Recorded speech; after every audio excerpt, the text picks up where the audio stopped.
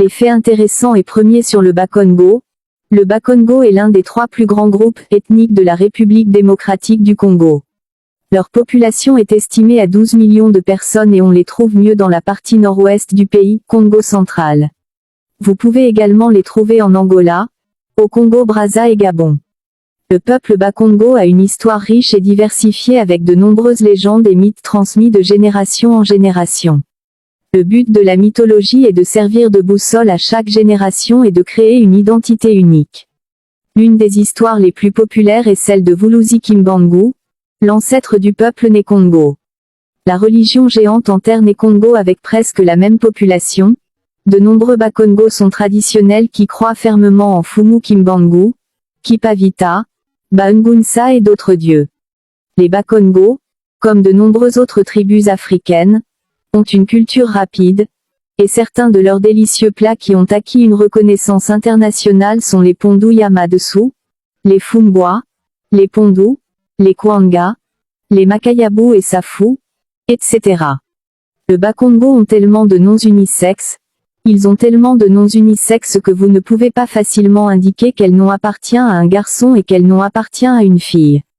Des noms comme Matondo, Luzolo, Zola, Makiese, Kiese, Nsimba et Nzuzi, un nom populaire pour les jumeaux, et d'autres sont tous des noms que portent les hommes et les femmes.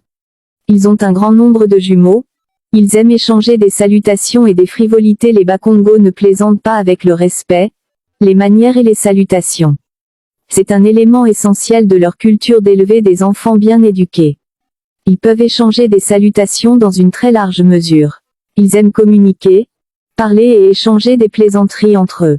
Les Bas-Congo sont des bons gestionnaires. Les Bas-Congo sont sans aucun doute la tribu la plus éduquée du Congo. Physiquement, les Bas-Congo ont la couleur de la peau chocolat, ils ont des corps mous. Ils étaient cool et doux. Beaucoup de gens confondent cela avec de la lâcheté. Les femmes Bas-Congo ont les lousitou, qui dit les respects. Les hommes Bas-Congo sont trop romantiques et timides. Si vous n'avez jamais assisté à une fête Bas-Congo, vous n'avez jamais assisté à une fête. Ils adorent faire la fête, danser, boire et socialiser les uns avec les autres. Timari Mizamu, Tuzolana, qui dit « Aimez-vous les uns les autres, même lorsqu'ils n'ont pas grand-chose ». Ils parviennent à économiser pour une fête et il n'est pas surprenant que la nourriture et les boissons soient toujours en abondance lors de ces fêtes, même pour les étrangers. Les gens de cette ethnie se sont également distingués dans les domaines universitaires, agricoles, technologie, musique, art et culture. Ils ont la plus grande ethnie de la musique au Congo-Kinshasa. Près de 85% des célébrités congolais qui ont obtenu une reconnaissance internationale étaient des Bas-Congo.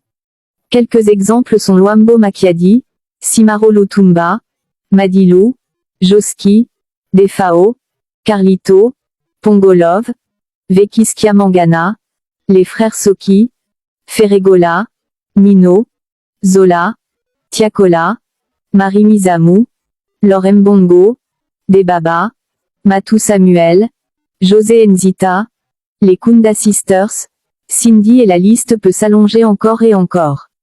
Bas-Congo ont le premier universitaire congolais. Paul Panda. La première universitaire féminine et politique est Sophie Kanza. Le premier diplômé congolais en Belgique Thomas Kanza.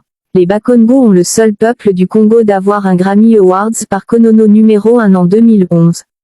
Padio Mambenga serait le premier homme handicapé congolais à faire la musique et Pongolov la première femme handicapée musicienne.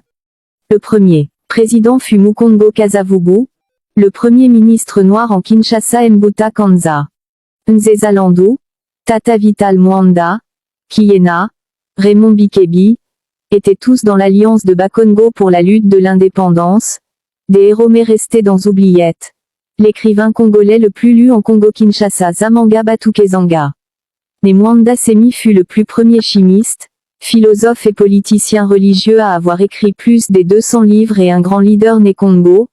Kipyanga Mahania reste sans doute le grand historien congolais PhD en histoire et sciences politiques, licencié en sciences politiques et administratives. Ils ont le grand musicien congolais de tous les temps sans doute Luambo Makiadi Mukongo du Sonabata. Le premier évêque du Congo fut Pierre Kimbondo.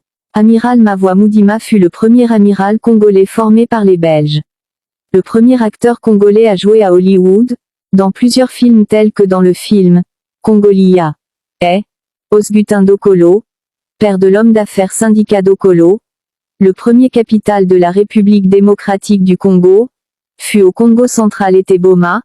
Simo Pierre Boka et Joseph Lutumba sont les deux compositeurs de deux hymnes debout congolais et la zaïrois. Le premier sculpteur et premier étudiant congolais à l'Académie des Beaux-Arts est André Lofoy. Le premier gouverneur de la Banque centrale fut André Ndélé. Le premier bourgmestre noir de la commune de Ngiri fut Diomi Ndongala.